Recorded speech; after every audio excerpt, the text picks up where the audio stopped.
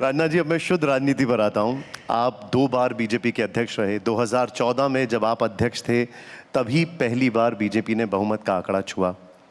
2024 में राजनाथ सिंह जी की क्या भविष्यवाणी है? 2024 में अभी क्या भविष्यवाणी है आपकी? बीजेपी 370, क्योंकि अभी 370 समाप्त किया है हम लोगों ने कश्मीर का और एनडीए 400 के पार। भविष्यवाणी यही है। और एक भविष्यवाणी हमारी और है, सामान्यतः गलत नहीं होती हमारी भविष्यवाणी है, तो आप जानते होंगे अब तक नहीं हुई है।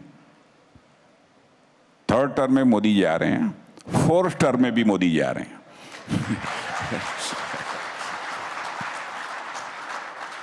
इंडिया गठबंधन। जनता का ऐसा गहरा विश्वास दुनिया में किसी देश के लीडर पर आपको देखने को नहीं मिलेगा, जैसा कि हमारे भारत के प्रधानमंत्री मोदी जी के प्रति जनसामान्य में विश्वास और भरोसे का भाव है।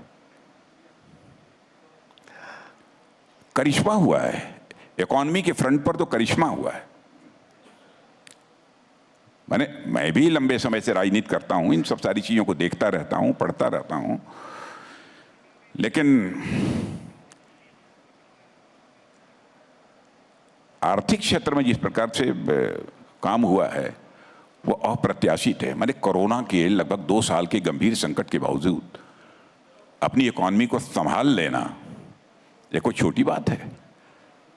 बैंकों में हम देखते थे कि एनपीए प्राय 10%, 11% रहा करता था, और आज हमारा बैंकों का एनपीए घटकर अप्रॉक्सीमेटली 3% के आसपास रह गया है।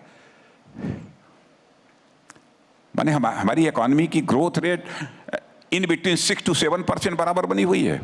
7% को क्रॉस भी कर जाती है, किसी महीने में मोर देन 8% हो जाती है। दुनिया के किसी देश की नहीं है। इस वर्ल्ड की फास्टेस्ट ग्रोइंग इकोनॉमी इस समय यदि किसी की है तो हमारे और आपके देश भारत की है। और आप समझिए कि लगभग 70 वर्षों का समय लग गया है ये लगभग 1.5-2 ट्रिलियन की इकोनॉमी बनने में इस देश को। अब हम लगभग 4 ट्रिलियन की इकोनॉमी लगभग बन गए हैं। 3.75 इसके आसपास पहुंच गए हैं ट्रिलियन डॉलर की। और मैं नहीं कह रहा हूं, मॉर्गन स्टैनली जैसी financial firms, highly reputed financial firms भी अब यह कहती हैं कि 2027 आते आते भारत को दुनिया की टॉप 3 इकोनॉमी में आने से दुनिया की कोई ताकत रोक नहीं सकती। वो खुद कहती हैं, ये मैं नहीं कह रहा हूं। हाईली रिप्यूटेड जो फाइनेंशियल फर्म्स हैं वह कहती हैं। तो करिश्मा नहीं है तो और क्या है। हम लोग 2014 में 11वें स्थान पर थे और इतनी जल्दी टॉप 5 में आ गए, और 27 शुरू होते होते टॉप 3 में आ जाएंगे।